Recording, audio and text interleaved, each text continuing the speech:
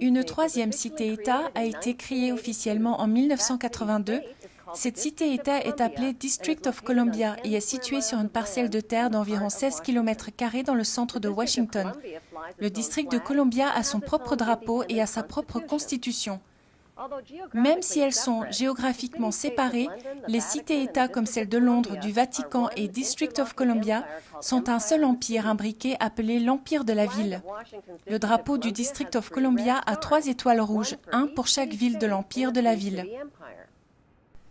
Cet empire entrepreneurial des 3 cités-États contrôle le monde, économiquement à travers la City de Londres, militairement à travers le District of Columbia et spirituellement à travers le Vatican.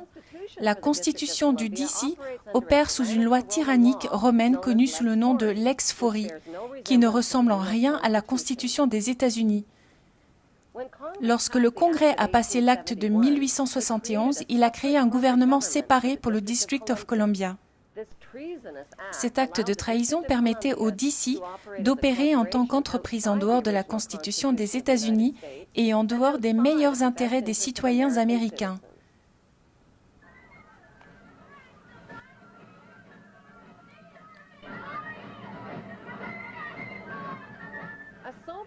Une sérieuse étude des traités et des chartes signés entre la Grande-Bretagne et les États-Unis d'Amérique expose une vérité choquante.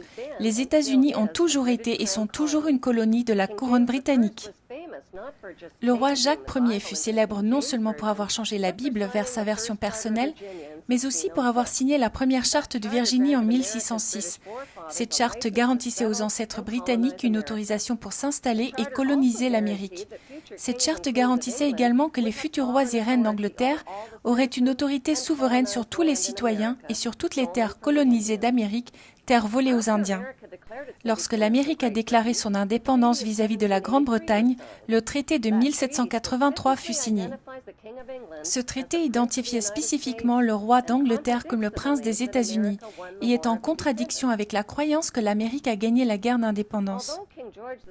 Même si le roi George III d'Angleterre a laissé tomber la plupart de ses revendications sur ses colonies américaines, il a maintenu son droit de percevoir des revenus pour son projet d'entreprise de colonisation de l'Amérique. Si l'Amérique avait vraiment gagné la guerre d'indépendance, elle n'aurait jamais accepté de payer des dommages et réparations au roi d'Angleterre. Lorsque le Congrès a passé le 13e amendement de la Constitution, le président des États-Unis devenait le subalterne du roi d'Angleterre. Le 13e amendement est appelé « titre de noblesse » et interdit les présidents des États-Unis et leurs officiels d'utiliser les titres royaux tels que roi ou prince ou baron.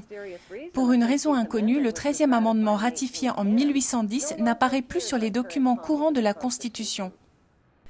La guerre sanglante d'indépendance contre les Britanniques a ruiné l'Amérique et a changé les citoyens en esclaves sous dette permanente envers le roi. Durant la guerre de 1812, les Britanniques ont mis le feu et brûlé de fond en comble la Maison-Blanche et tous les bâtiments du gouvernement américain. Ils ont aussi détruit les archives des ratifications de la Constitution des États-Unis. Un siècle plus tard, le Congrès américain corrompu a commis le plus grand vol de l'histoire du monde. Ils ont passé le Paul Walberg Federal Act en 1913 en confiant les réserves d'or et d'argent américains, ainsi que le contrôle total de l'économie américaine aux banquiers malhonnêtes, les Rothschild. La plupart des Américains pensent encore toujours que la réserve fédérale est le gouvernement, mais ce n'est pas le cas. Le Fed est possédé de façon privée par un système bancaire, dont la classe majoritaire sont les Rothschild, Walberg, Conan Loeb, J.P. Morgan, Rockefeller, Israel Sif et Lehman Brothers. Ce cartel bancaire privé est la Fed. Il n'est jamais interrogé et ne paye jamais d'impôts. Ils impriment et dessinent l'argent américain qui représente des symboles d'une pyramide égyptienne, un œil maçonnique et les mots « Nous avons confiance en Dieu ». Ils collectent aussi l'argent des contribuables à travers l'IRS, puis ils le prêtent de retour avec des intérêts afin de financer les routes, les ponts et autres travaux publics.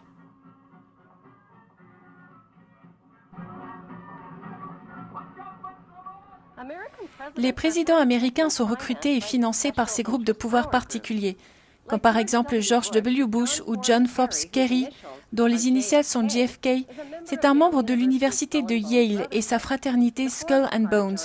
La première partie du nom de John Kerry informe sur son origine depuis le capitaine Robert Bennett Forbes, qui était un trafiquant de drogue dans le réseau d'opium entre les Rothschild et la Chine dans les années 1800. La plupart des citoyens américains croient que les États-Unis sont un pays et que le président est le plus puissant homme sur Terre. Les États-Unis ne sont pas un pays, c'est une entreprise et le président est le président de cette entreprise que sont les États-Unis. Lui et ses officiels élus travaillent pour l'entreprise, pas pour le peuple américain. Puisque les États-Unis sont une entreprise, qui possède cette entreprise des États-Unis? Comme le Canada et l'Australie, dont les leaders sont les premiers ministres de la reine et dont les terres sont les terres de la couronne, les États-Unis sont juste une colonie de la couronne. Les colonies de la couronne sont contrôlées par l'empire des 3 cités-États. Au centre de chaque cité-État, il y a une tour, un monument de forme phallique appelé obélisque, qui pointe vers le ciel. Dans la cité-État de DC, l'obélisque connu sous le nom de Washington Monument est dédié au franc-maçon George Washington, mais aussi à la Grande Loge de francs-maçons de DC.